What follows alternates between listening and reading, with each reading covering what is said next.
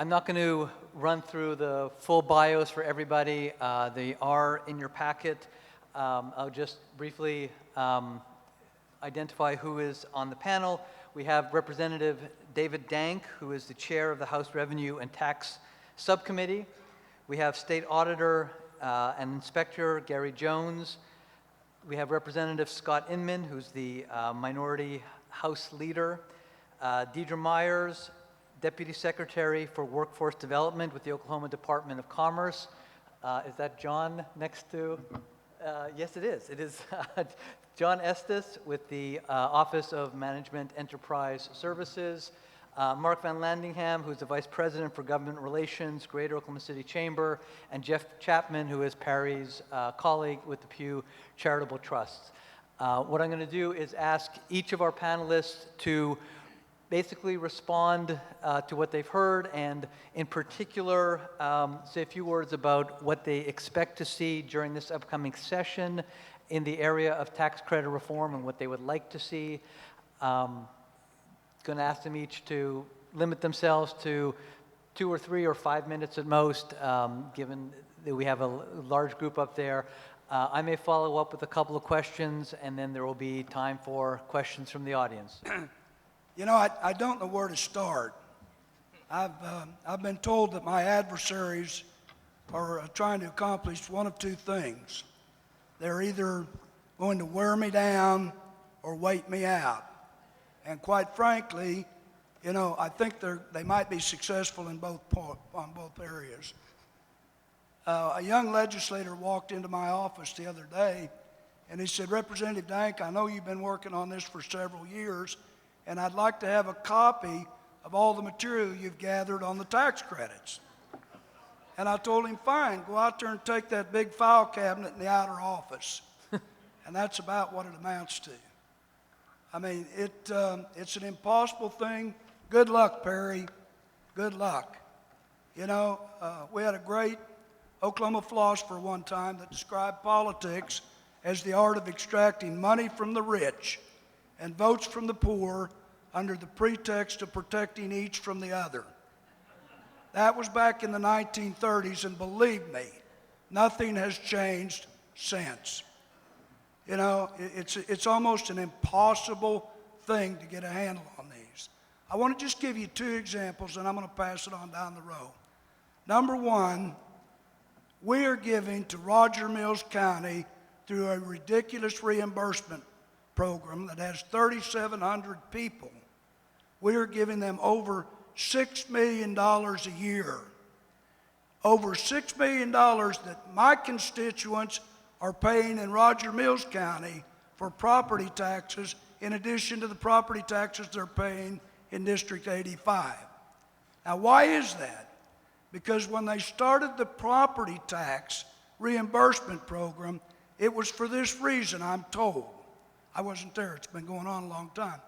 It was for this reason. If a large manufacturing firm moved into close to Yukon, Oklahoma, with a couple of thousand employees, and it put a big, serious burden on the schools and on the services, the libraries and others, then the state would help with the reimbursement of those taxes.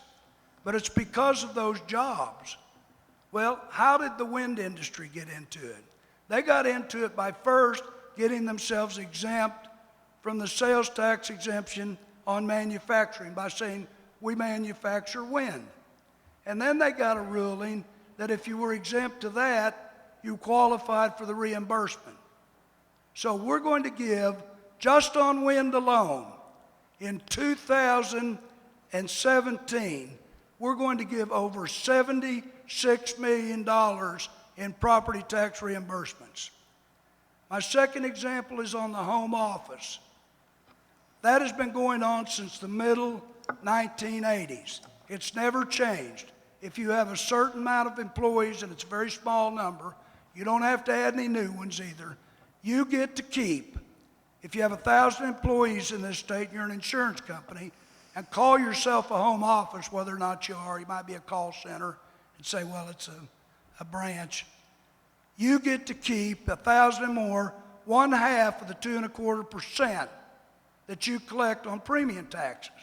We have one insurance company in Oklahoma that this last year, 2014, got over $7 million in tax credits. Another one that got $5.5 million in tax credits. And folks, they're selling insurance in Oklahoma. They're making money in Oklahoma. One of them is a part of a conglomerate out of Chicago named Healthcare Service Corporation. And, you know, I mean, it just, there are so many ridiculous examples like this. I could go on and on and on, but I know I don't have the time to do that. Maybe at some point we can just come together and talk for a while about tax credit period. I'd enjoy doing that. I do it quite a bit around. I used to have a speech before my wife was elected to the legislature that I entitled, "I'm not Chicken Little, but the sky's falling." And I'm not sure that in Oklahoma, other states, and Washington, that a day will come in the not too distant future when Oklahoma will look just like Greece. I don't know if you're paying any attention to that, but Greece is flat busted. I've got materials that David's always welcome to. One that appeared in the Wall Street Journal not too long ago that said, wind power is intermittent, but subsidies are eternal. Read these things in the Wall Street, and it's by the head of the Americans for Prosperity, by the way. But read about these. Any information you want, you're welcome in my office. I'd be happy to share it with you. There are others, the energy efficient. It goes on and on and on. But with that, David, I'll pass it on. Thank you. Next, we have State Auditor Inspector Gary Jones. Thank you very much. I appreciate you being here today. Let me tell you, I was not raised in government. I did not aspire to be in government. I just kind of found myself there. And in fact, we were planning a family vacation about 5 years ago, and my daughter, actually now I think about it, about 15 years ago, and my daughter said, we ought to do this and ought to do that, and I said, well, we're not going to do that. She looks at me and says, Daddy, your problem is you've been the boss too long. And I look at that and I think that since I'm about 20 years old, I've been management, either managed my own company, working for AT&T as a manager, or county commissioner, or being state auditor. And you know, as we go through and look at what's being done in government, and Representative Dank put a real, you know, a very good group of people together to study this issue. We spent months and months and months studying that, and you know, in fact, after the process, when they made some recommendations, none of those processes got recommended or approved. I was at home and I was telling my wife about it, and I said, I look at this process and sometimes I want to pull my hair out. And my 7-year-old granddaughter said, Papa, you ain't got any hair. And so, but that's really, when you look at this, I almost feel like we're on a merry-go-round. We go through the same things over and over again. We have a system of government that is a series of subcommittees within committees, and then, you know, we wonder why we don't get anything done. One of the recommendations that came out of this study, and it was near unanimous, there was one individual that voted against it, was some very basic things that had to do with our office. One is that we audit the programs to determine that they meet the minimum requirement to get the credit. Pretty basic. The other is we do the rotating basis on the credits themselves, the programs, to determine whether or not the state's getting their money's worth. The next thing we heard is that, well, this is growing government and giving you too much power. And I thought, okay, we provide transparency and accountability. What are you afraid of? Too much transparency or too much accountability? And you look at that and you see, and I said, you know, we did a white paper. I'm on the Board of Equalization, and we look at the revenues. We certified the revenues, and I will tell you that I, as an accountant that deals with reality, we deal with real numbers, real figures, and we deal with reality. You know, not to knock the economists, but they've got their crystal balls. And so here we are, we're trying to determine whether or not we're going to administer a tax credit or approve a tax credit, and all we can do is determine whether or not an estimate that was made in February of 2013 is higher than an estimate made in 2010. And I'm going, guys, why are we not dealing in reality instead of estimates? But you look at this, and as we're looking at the revenues and wondering why the corporate tax had gone down significantly, we did a white paper in our office, and a gentleman that spent about 29 years with the auditor's office did this white paper, and basically what we came to the conclusion was we can't estimate corporate income tax because of so many tax credits. And we can't tell you who has a tax credit, how much they have, and when they're going to cash that in. How can you predict revenues when you know that? We don't know what the liability is on these tax credits. And something very basic, as you looked at this, they mentioned the Quality Jobs Act. Well, the Quality Jobs Act, you have to submit information. It's more of a rebate program. Maybe until we can figure out how to get a handle on this, that we pass the bill if we could. We may have to do it by initiative petition, because there's so many political contributions that go into this process that determine whether or not these things get passed. And I'll tell you, used to, you could maybe get a $5,000 contribution from an individual. Now you can do what's called independent expenditures. We're seeing people spend as much money in an independent expenditure as the entire campaign. And I will tell you that I had an independent expenditure basically beat me in 2002. The difference is in 2002 is it was legal and people went to prison. Now it's legal. Auditor Jones, maybe about a minute or two to wrap up? Beg pardon? Minute or two to wrap up? Oh, sure. Oh, I'm sorry. But anyway, so let's make it real simple. When you look at the quality jobs, it's more like a rebate. Why don't we do something very simple that says, let's make it a rebate program as opposed to a credit program, so we know who they are, what they did, and it's transparent and accountable. So thank you. Okay. Next, we have Representative Scott Inman, House Minority Leader. Thank you, David, and thank you all for being here. Thanks to OK Policy for the invitation. I love coming to this event. I was proud to be here last year, proud to be back. I will say that as the minority leader, I've been minority leader now for 5 years, and so I'm sort of used to the panel circuit, the pre-session panel circuit, and that we get on. And earlier this month, I was on the panel circuit where I got to go sit at the State Chamber and listen to George Will, and now I get to come listen to E.J. Dionne. That's pretty neat, although I will say this, most folks don't like listening to politicians all that often, and so the State Chamber, knowing that, they put George Will after the panel. You put E.J. Dionne before the panel, so God bless you for staying, really. I appreciate it. But no, let me tell you what my philosophy is. The minority leader in the House, what my particular philosophy is as it pertains to tax credits and sort of what I'm leading our caucus to take, the position that we've led our caucus to take over the last few years. I've said this at multiple events, so if you've been there and heard me say that, forgive me. But if you haven't, here's my philosophy. Oddly enough, as a Democratic leader in the State House of Representatives, I generally adhere to the Tom Coburn principle of tax credits and incentives. I would much rather live in a society that said, you know what, we're going to let the free market work itself out. We're going to get rid of all tax credits and incentives nationwide. You guys go after it. Build the best schools in the state you can. Build the best roads. Whatever you can do to entice folks to come in, but we're not going to do it through handouts. That's my general philosophy. That's what Senator Coburn says. That's what my general philosophy is. However, unlike Senator Coburn at times, we have to govern in reality. We can't govern in theory and ideology, right? So governing in reality means this. We are not, as a state, I am not, as a Democratic leader, going to advocate that we, as Oklahomans, unilaterally disarm when it comes to tax credits by saying, you know, we're just going to wipe them all off the books, lay them all down, and watch everybody in Texas steal our jobs. We're not going to do that, right? So in theory now and in practicality, I'm someone who believes that tax credits have an important role. Just as Perry mentioned, tax credits play an important role in the economic engine that is the state of Oklahoma. So what are those tax credits that are important to us? Rule of thumb, if they create jobs that but for the tax credit would not be there, then that's something that is potentially beneficial to the state that we would support. That's where we are. Do we believe we need to come in as what Representative Dank has done for the last number of years and analyze and be smarter with how we hand out tax credits and smarter with whether we re-up tax credits?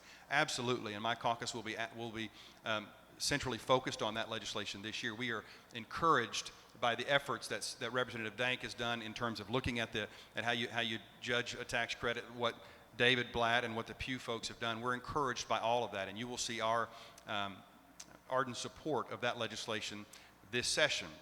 However, David asked to not only give us our philosophy, but also kind of prognosticate. I get asked that a lot as minority leader. What do you think is going to happen this session? I'll tell you what's going to happen, and I think David angrily put his finger on the point. He was rather pointed, and I think justifiably so, probably. You can use different figures if you throw in all the tax credits that single moms take and everything else, not just the business folks. I mean, I've heard numbers such as $5 billion a year goes out in tax credits and incentives. If you just focus on tax credits and incentives that go to businesses, I've heard 1.7 billion, something like that, right? So I've heard different numbers, but nevertheless, it's a huge number. If I were a betting man, being in the legislature for 9 years now, I'll tell you this, the odds of any of those significant tax credits being rolled off the books this year are slim to none, right? That's the reality. Gary touched on it. That's the reality, slim to none. It's probably not going to happen. Because remember, as every one of those things were put on the books, some lobbyist, some entity came and said, this is why we must have it, and it creates X number of jobs, and it's going to be fantastic, and it's going to be the next best thing since sliced bread and mom's apple pie. And if you try to take that off the books, you're going to have the same argument. And you're also working in an environment where you have supermajority Republican control in the House. And if you think that trying to take a tax credit away from a business that's currently in existence now won't lead to at least one House Republican standing up and saying, understand, representatives, if you vote for this, you're voting to increase taxes on that business, which in theory is true, right? I mean, that's essentially what would be happening. If you think that won't see the demise of that particular piece of legislation on the House floor, you haven't paid much attention to this legislature. So I'm telling you, it's going to be very difficult to get anything done there. As further anecdotal evidence to that, I was taken aback yesterday when I read the newspaper that said Governor Fallin said the way we're going to close this $300, and I believe it's more like a $400 million budget hole, is we're going to go and tap into $900 million worth of revolving funds. And I thought, whoa, I thought we learned our lesson last year, but apparently not. Because after all, I mean, there was a time there, thanks to the governor's tapping of the trauma fund, which was ruled unconstitutional, thanks to the governor's tapping of OLAP. At the same time, she was saying we wanted to support Complete College America, things that just don't make sense to me in my brain. The cognitive dissonance is unbelievable. But nevertheless, at the same time she was tapping all those and said it was unconstitutional, here she comes right back around and says, oh, we're going to do it again. Really? We're going to do it again. Well, why does she say we're going to tap $900 million worth of revolving funds that General Pruitt, who I think over a couple of month period put just as many press releases out saying that Governor Fallin was unconstitutional as he did saying Obama was unconstitutional, right? So that happened. So why do you think she's going to say we're going to go after potentially touching that hot iron again this year? That's because she knows with $1.7 billion of tax credits, if she had any realistic opportunity to go get 200 or 300 million of those dollars worth of them, she'd use that to close the hole. But she doesn't think we can. And so she says we're going to go tap agency revolving funds again. That should be evidence enough to you that real significant reform to current existing tax credits is highly unlikely. And I'll close with this. What I do think will happen is this. All the effort that Pew has done, I think what Senator Bingman and Speaker Hickman are doing with their rubric to kind of put them up for review every 4 years, and we're going to come and judge them in a different way, I think that's great.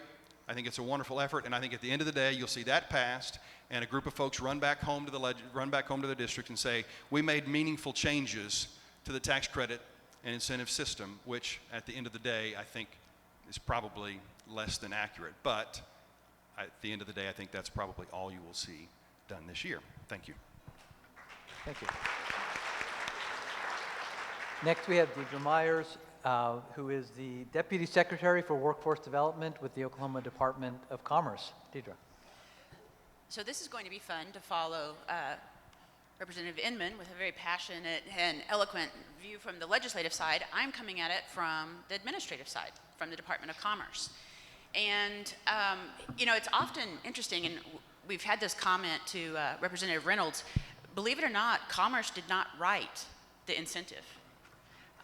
We're actually implementing the law, and that's what we're doing to the very best of our ability.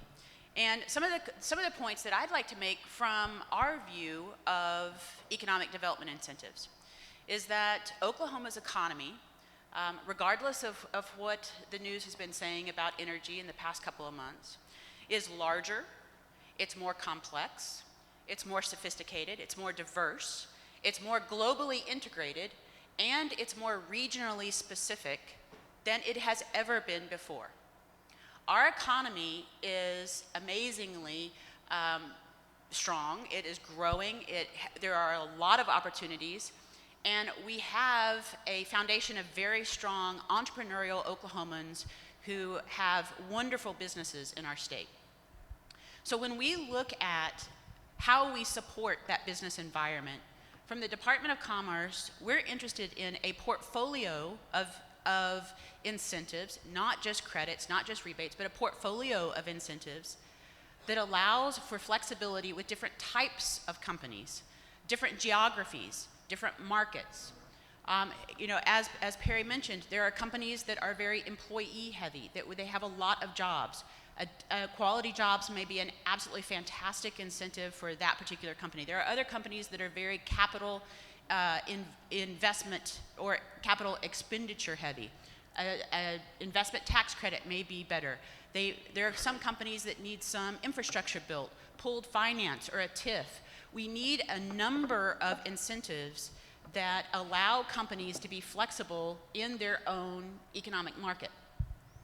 Another thing, though, from the other side of it, is companies over and over again will say, we want certainty, we want performance-based, we want accountability, and we want that kind of flexibility. So there is nobody that says, just give us money for not doing anything.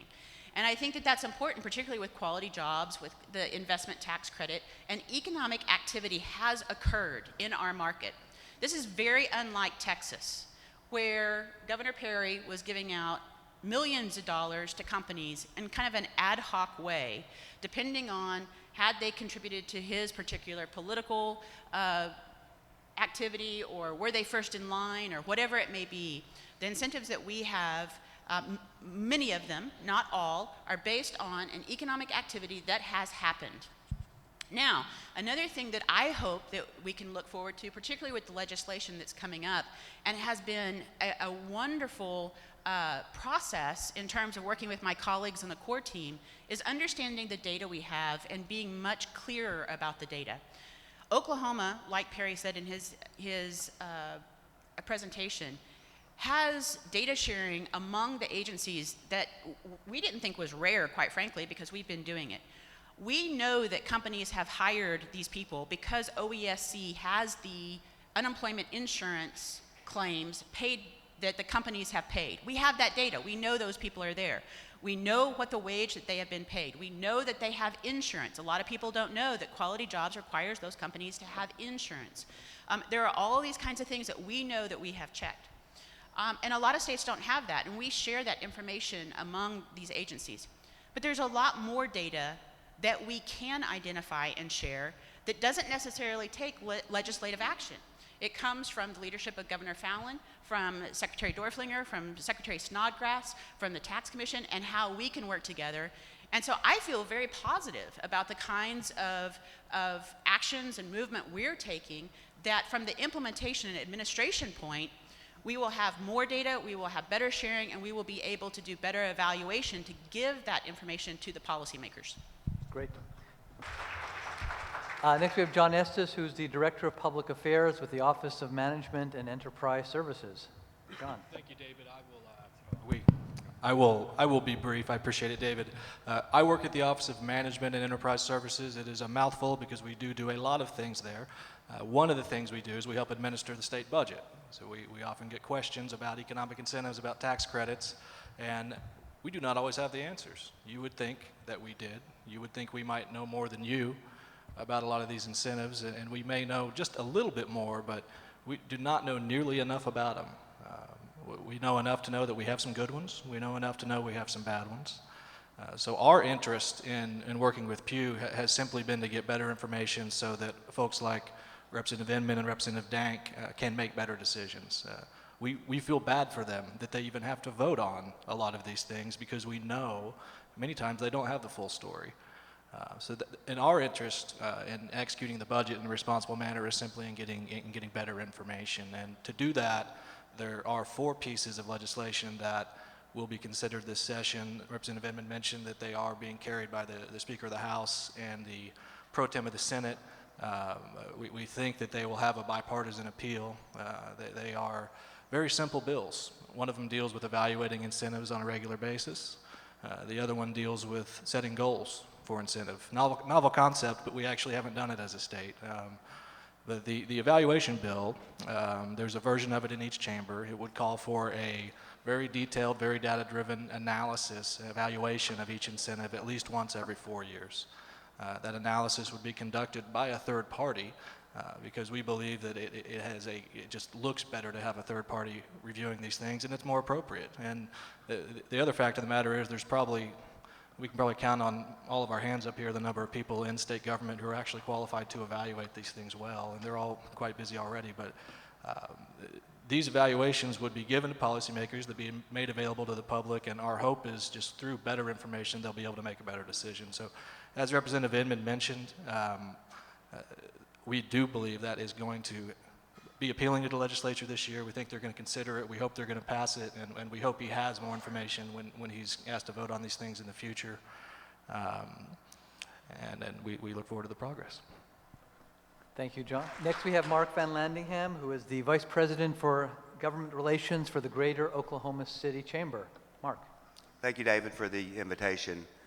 I think we can all agree that tax credit reform is and should be a big issue for the legislature this year. But let's don't forget, it's an equally important issue for our communities who are competing for jobs. We need to remember over the past few years, our state leaders have created one of the best business climates in the country. Not only do you have significant tort reform and workers' compensation reform, we've also relied on a good set of economic development incentives that have fueled sustained success over the past few years. Because of that, we consistently now receive national attention. In October, Kiplinger ranked Oklahoma City metro area as #1 in the country, best city for starting a business. In November, Forbes identified Oklahoma as one of the top 10 states for business. And earlier this month, Oklahoma City was ranked in Wallet Hub's top 10 cities out of 150 for jobs. So these accolades don't happen by luck. They're earned through sound policy, which includes developing, implementing, and retaining well-reasoned, cost-effective economic development programs. The resurgence of our aerospace industry would not have happened without the Quality Jobs Act and the Aerospace Engineer Tax Credit. Boeing recently announced it is locating 550 jobs from Long Beach, 800 jobs from Wichita, and 900 jobs from Puget Sound to Oklahoma City. Boeing has stated, both publicly and to us, that none of those jobs would be coming here without those programs. Last year, GE announced that Oklahoma City had been selected as the site of its 9th Global Research Center. That new facility could have located anywhere in the world, but it's now under construction at 10th and Lincoln, in large part because of the Quality Jobs Program and the Governor's Closing Fund. Finally, take a look at downtown Oklahoma City compared to 20 years ago. Does anyone else remember when Oklahoma City only had one hotel downtown? Because of the tax credit for the rehabilitation of historic buildings, we now have the Skirvin, the Colcord, and most recently, the Ambassador. These once dilapidated structures generated a notable increase in conventions, Big 12 and national sporting events, and all sorts of other development in Bricktown, Midtown, and downtown. Each of those districts now generates significant revenue for the state. David Blatt, I trust you and Mr. Dion enjoyed your stay last night at the Skirvin. Okay. It probably wouldn't have been as good about 10 years ago with the boarded up windows and the pigeons. He would have been with me at the Comfort Inn on Northwest Expressway. Seriously, it's evident that the legislature does not always have access to the data that it needs to make intelligent decisions on these programs. It's a problem that we agree needs to be fixed. So we will support the legislation proposed by Pew to create better access to data and an improved review process. If too much is being spent on a program, it should be scaled back. If it isn't working to accomplish its intended result, it should be repealed. Our biggest concern is that some babies are going to get thrown out with the bathwater before accurate data is available. And so we'd ask the legislature and the governor to guard against that. Certain economic development programs are essential to future growth, and Oklahomans understand that. A recent Sooner poll showed that 77% of Oklahomans agree that economic development programs that create jobs should be kept. There are many programs that are working exactly as intended or generating the desired economic result, and we welcome the increased scrutiny of those programs. I'll try to mention the 6 specific programs we believe are absolutely critical in the Q&A session. Thank you for the invitation. And finally, we have Jeff Chapman, who directs the work of the Pew Charitable Trust on economic development. And I know, Jeff, you and Perry have worked together. I'm not sure if you have more to add at this point, but I please. just add one thing. I just wanted to kind of outline what the evaluation process that's been proposed in the legislature that has been mentioned. If that were to pass, what would it mean for all of you policy wonks out there? It would mean that you would have a schedule and you would know ahead of time when the incentive that you're interested in is going to be evaluated. It might be 2 years from now or 3 years from now. And when that time comes that the evaluation is happening, you would have better data and analysis and information. You would have a public forum to have those conversations about those incentives and how they compare to other programs and what could make them work better. And honestly, in the first, the first round of this, a lot of the conversation might be about, we'd really like to know more about this program, but we don't have the data right now. And so it might start off with how can we get more data? But because this isn't just a one-time thing, this is something that the state's going to be committed to over the long term. I think there's a real promise that that's going to happen, that over time you will have more information on these programs, more data that will help you all, help your policymakers make more informed decisions. Let me throw out a first question, and any or all of you can respond. I hope one will. And that is, we have heard a lot about the budget shortfall that the state is facing. Leader Inman referred to this. Clearly, there are some incentives that most everyone would agree that are not efficient, not affordable. Is it realistic to expect that doing away with or reducing any existing incentives will be on the table as part of the way to address this year's budget shortfall? Or are we really looking at something that's down the road, putting mechanisms in place that could lead to evaluations that ultimately might lead to change? So should we be thinking, as people are looking at this $300 million shortfall or more, is curbing tax breaks part of the short-term response? I was at a conference shortly after I became state auditor, and someone got up and said that your job is to speak truth to power. What we find is, and we've tried real hard to do that, and I will tell you that we never put anything in an audit report because of politics, and we never take anything out of an audit report because of politics. But that being said, what we have discovered is that a lot of times people don't want to hear the truth. They want to hear the truth based on what they want it to be. And, very simple process. And let me first say that I am not against all tax credits. I was a county commissioner, and we brought in a Bar S plant in Lawton. I was instrumental in making that happen with a 1-cent sales tax that got passed, and we took advantage of the Quality Jobs Act and the 5-year abatement, but we saw the jobs, we saw exactly for what it is. It would be very, very simple to put a process in place that says we want you to look at these programs and to look at this and make those recommendations. But the short answer to your question, after I finally went around all that, is I don't see that anything's going to happen. There are some of these programs that when you look at it, it's a no-brainer. But unless you have the resources to look at them in an objective manner, then they're not going to go away. Representative Dank? Let me just say, some people get the impression that I'm against all incentives and all tax credits, and that's not true. I spoke on the floor to bring the thunder to Oklahoma City and Oklahoma.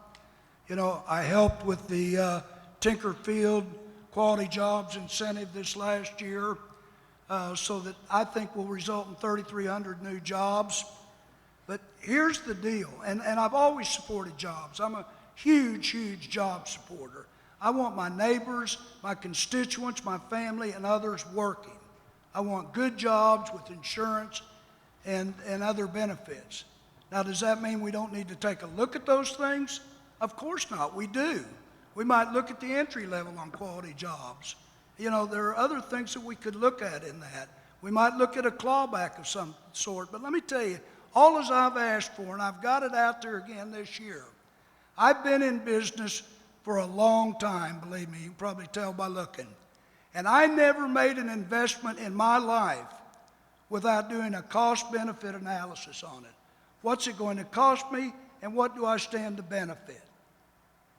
And then after I've had it in place, whether it's an oil investment, whether it's an insurance investment, whether it's properties, whatever it is, then after I've had it in place for a while, I do an economic impact study. What has it really done? What has it really produced? Is it what I expected? Is it costing me money? We don't do any of this on tax credits or incentives or anything else in Oklahoma. We've got no procedures whatsoever to go with. 3 of the people on this stage, Gary Jones, Scott Inman, and well, not John, but John's boss, were on my task force. The result of that task force was that we got rid of 2 onerous tax credit programs that were costing the state over $200 million. But there are so many more that need to be taken a look at. And that's all I've asked. I've got a criteria bill out there now that says, let's look at it. Let's get an independent group to look at it. And let's judge whether or not it's costing us more than it's benefiting us. Now look, I was opposed, or not really, yeah, I was opposed by one of the major state organizations, business groups. Even though I've worked for tort reform, workers' comp reform, the aeronautics industry, the quality job, everything else. But they represent their members. They don't represent my constituents. And if you were an industry that was going to get $290 million between now and 2018, why wouldn't you have 3 or 4 of your major companies go out and join this organization at their maximum contribution? Now, you know, folks, again, I just ask you this. Let's take a look at these things. Let's determine what's good for Oklahoma, for our constituents, and for the people we represent, and quite frankly, for the other industries. If we didn't have all of these, if we weren't giving away all this money, we might be able to get rid of the corporate income tax and really compete with states like Texas. But we need to look at them, and damn it, if you'll pardon my expression, help me do that.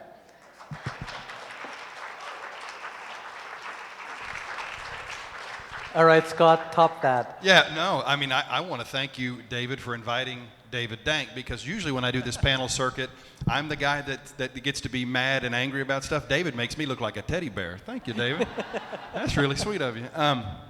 No, David's right. I mean, we come at it from a slightly different perspective. David's motives are absolutely pure. He really is frustrated with the fraud, waste, and abuse that may exist within some of the tax credits and incentive systems. However, I work with a lot of other folks who have just kind of come to this issue of tax credits and incentives. David's been doing it for years. His sort of counterpart in the Senate, Senator Macy's been doing it for years, and they were doing it when we had money to put into the budget. They were still saying we need to look at tax credits and incentives, and so you need to understand there's a difference, and this is the politics that I'm trying to play, the chess game that I'm trying to understand, because I think there's ulterior motives out there that don't exist in David's world. But you have to ask yourself, why is it now all of a sudden that a group of Republican legislators are saying we need to go after tax credits and incentives when they never have before? And in reality, almost all the tax credits and incentives that have come on the books in the last 5 or 6 years or 8 years have been put on by this same legislature. Why now are we saying, well, we need to clamor to do this? This is where my suspicions are aroused, and I think, wait a minute, I need to be careful as a minority leader before I just say, yeah, we'll take our 29 folks and we'll vote to just eliminate that tax credit or that tax credit. Because why are you trying to do it? Is it because they necessarily want to go after a particular industry? I think not. I think what's happening is this. You've got bad budgets year after year after year. You take bad budgets and you have angry parents and angry teachers and angry superintendents and angry correctional officers and angry companies who want the roads completed, right? You take all them and they say, hey, you need to get on this and fix this. At the same time, you have a group of folks who are committed. OCPA put out their memo this past week. They are committed to taking the income tax to zero, right? That's what they're committed to doing, in spite of all of this, right? So if you're just a rank and file Republican member of the legislature who went home and ran on a platform of I'm going to eliminate your income tax, how do you do it if you're still cutting budgets for education, healthcare, and public safety, right? It's kind of difficult. They're not going to go and raise taxes to do that, at least not raise taxes generally. So what are they going to do? They say, I've got it figured out. We've got to balance it out a little bit. We've got to quit cutting so deeply. They're not going to come in and throw a huge influx of cash into healthcare, transportation, public safety, and education. They're not going to do that. That's not their philosophy. They think government ought to be shrunk. That's what they're doing. We're in the process of seeing it come to fruition, right? But they need to balance it out a little bit. They need to stop the cuts so that way they can continue their advance to zero on the income tax. And so what my team is not going to do, we're not going to arbitrarily put a business or a company on the chopping block just so that their tax credit can go away and in a couple of years they can get a good lobbyist and fight to put it back. And we turn around and allow this legislature to take us to zero on the income tax, which we'll never be able to see those revenues come back to support education, healthcare, public safety, and transportation. That's what I'm worried about, and I think we all need to be cautious as we throw our support behind the idea of reforming tax credits and incentives. Why are they doing it? Always ask that question. Yeah, I think that the first gentleman from Pew mentioned that there maybe were 75 economic development incentive programs, and I think most of us would agree that many of those programs are more the result of great lobbying and not great policy. However, I think the worst thing that the state can do right now, and it's rushed to get rid of as many of these programs as it can, is to break promises that it's made to companies who have relied on those promises. If we start doing that, we'll get a reputation with the site selectors that our state is not good for its commitments, and it will be increasingly difficult to attract any new business to Oklahoma. Will any programs be repealed or thrown out this year? I don't know.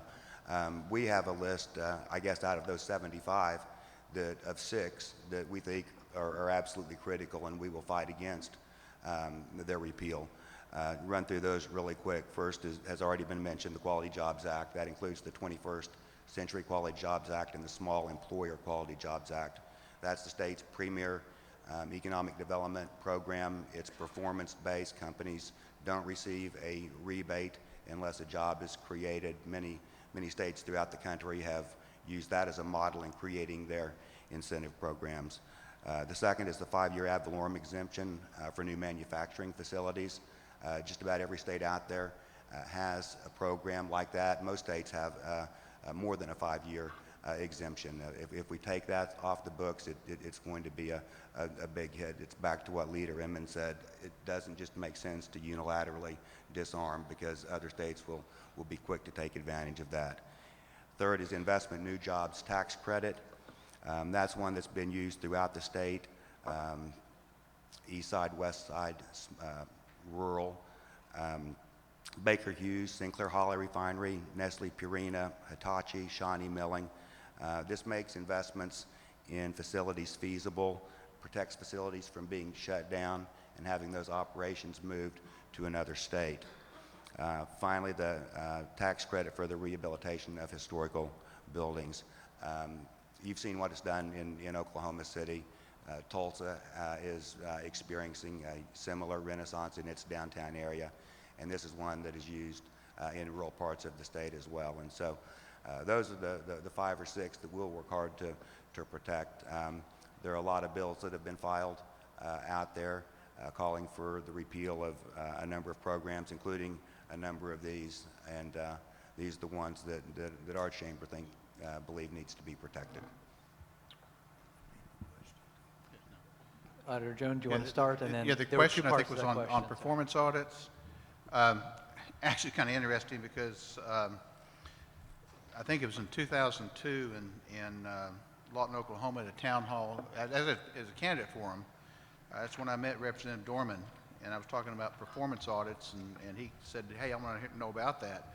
That's where you actually look to whether or not you're spending money efficiently and effectively as opposed to just legally.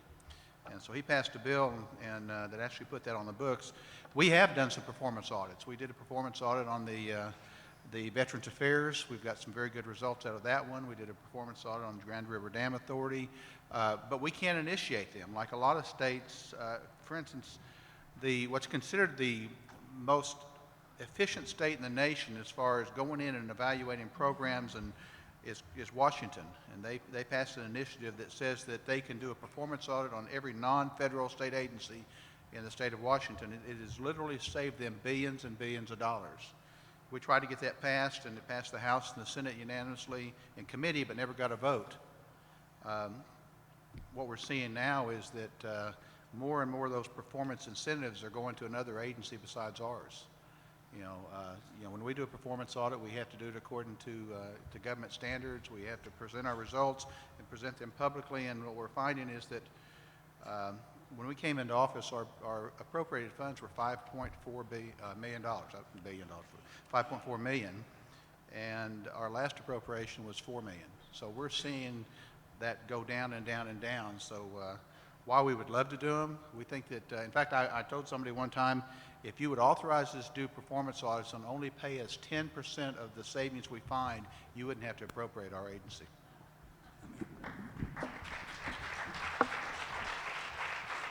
And that's not the only area that we have a problem.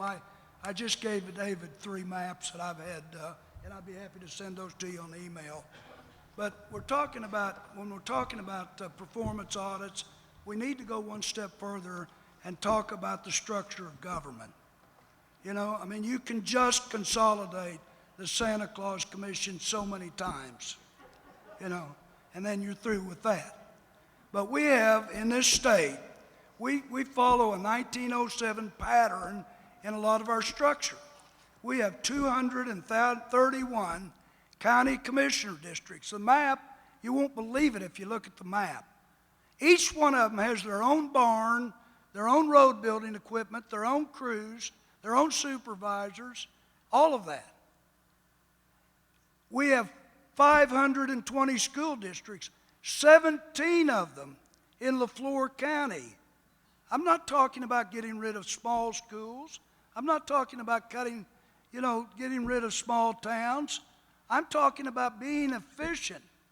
And finally, I said years ago, it's not going to be long before you'll be able to walk to school from kindergarten through college.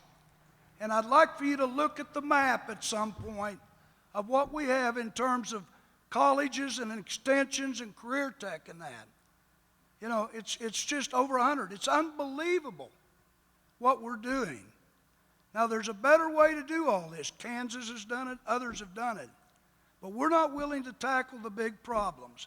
And I told the state employees recently, and I told the school teachers recently that until they're ready, and until we get the initiative petition process to a point that citizens can actually take some action, it's not going to happen.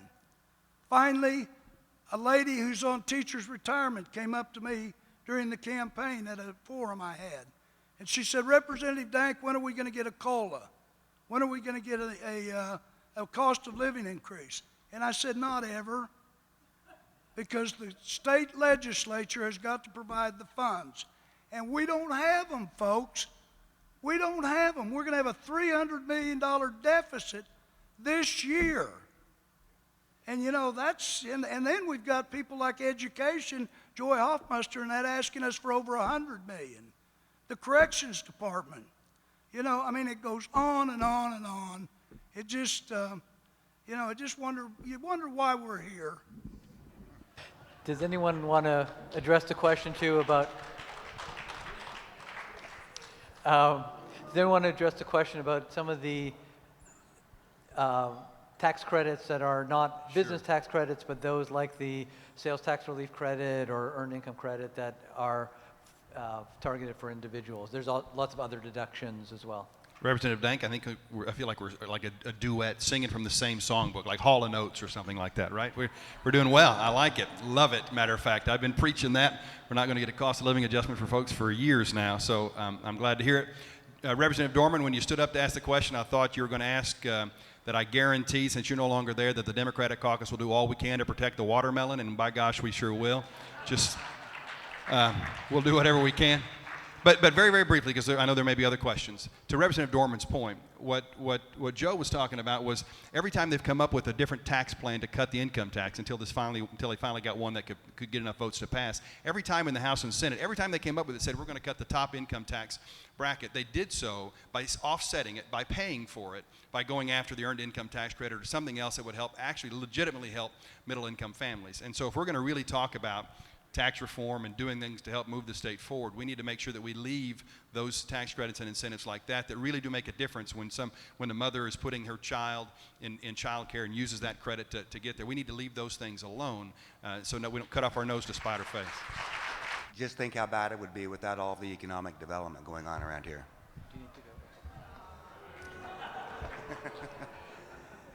You've got new engineers coming into town, new oil and gas people coming into town paying state taxes. A number of those companies aren't using incentive programs. You see development in downtown, Bricktown. That's not causing the problem in the state's education system. Education is one of our key priorities. We have a big presence at the Capitol in support of a good education system. We've got 2 people who work on education issues full-time at the chamber, and we're with you on 90% of what you said.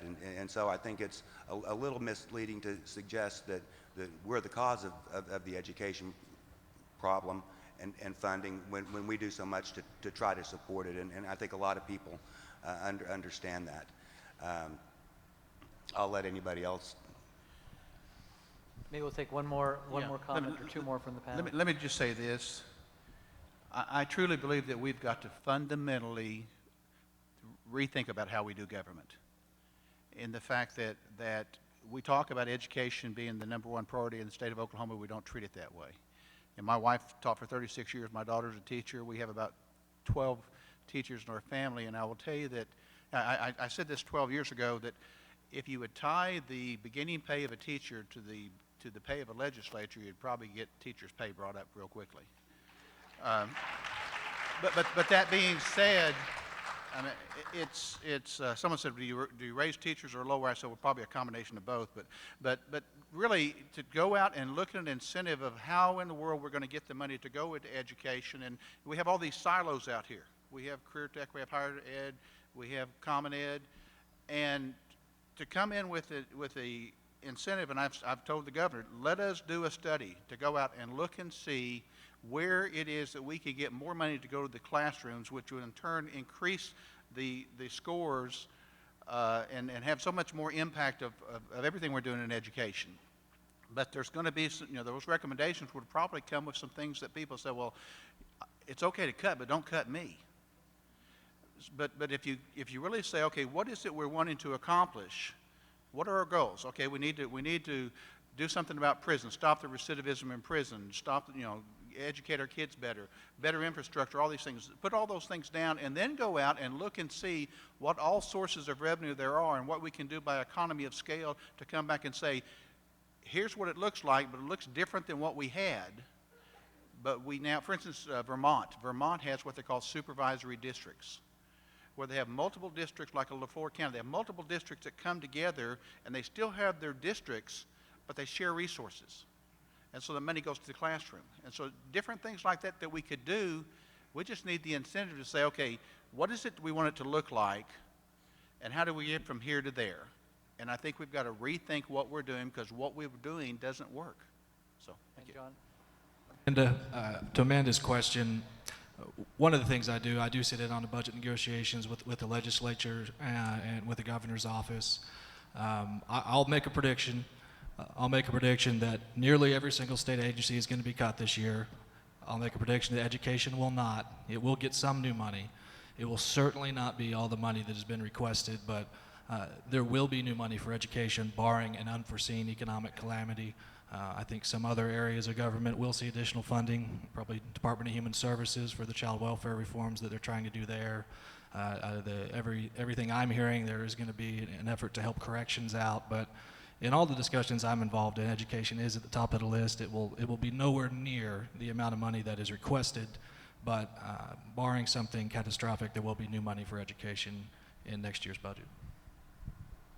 It's very difficult, if not impossible, to use incentive reform to close budget deficits in the upcoming year.